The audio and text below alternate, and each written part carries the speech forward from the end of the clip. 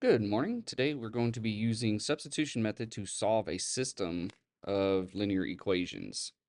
So we're just going to use substitution method. We're going to start with this level 1 question. It says y equals 6x plus 10, y equals 4x. Now, what I've started with is you just take these equations and you graph them and find your solution. And so that's what I'm going to do here first. And the reason I'm doing that is so that I can actually figure out what the answer is supposed to be. So I have something to check my actual solution. So I know I did this correctly. So once I have the two lines graphed, go find my intersection. So I know at this point that my target point is going to be at -5, -20. So that's what I'm going to use substitution method to make sure that that's what I end up getting. So it'll help validate it. So I'm going to start off. I'm going to write both equations. We have y equals 6x plus 10, and we have y equals 4x. Now, substitution means this. Since we have y and y equals this and y equals that, we can agree that y is equal to y.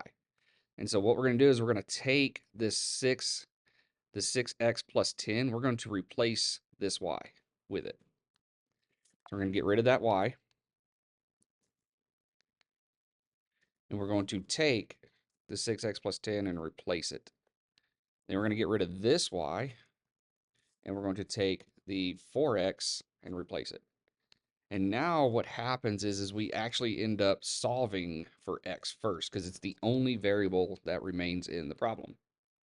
So to solve for x, we're going to take the 4x and move it to the left side, and we're going to take the 10 and move it to the right side. So my 4x, we're going to go ahead and move the 10 over.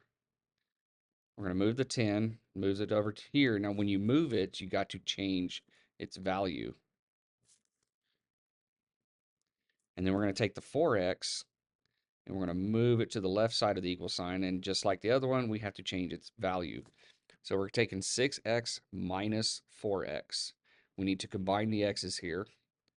That's going to give us 2x. Okay, 2x is equal to -10. 2 times x equals -10. If we divide both sides by 2, this gives us our x of -5. So x is -5.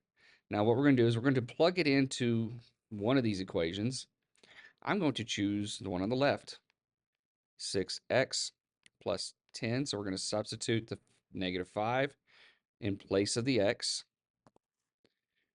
So boom, boom, boom, boom, -5. And now we're going to evaluate it. 6 times -5, well, that gives us -30. -30 plus 10, that gives us -20. Okay, so if we did this correctly, if I substitute it into the second equation, we're going to end up with exactly the same result. So I'm going to take the -5, replace the x with -5. 4 times -5 is -20. So we end up with the exact same solution at -5, -20. So if I go back into my Desmos, find that intersection, that was the point that we were looking for. Okay, so let's go do one more here. Let me get all this out of the way. I'm going to go ahead and plug this point in. So that's -5, -20. And one more level one. We have y equals -2x plus 18, and y equals -4x. Okay, so just like before, we're going to take out the y's. We're going to replace these and set them equal to each other.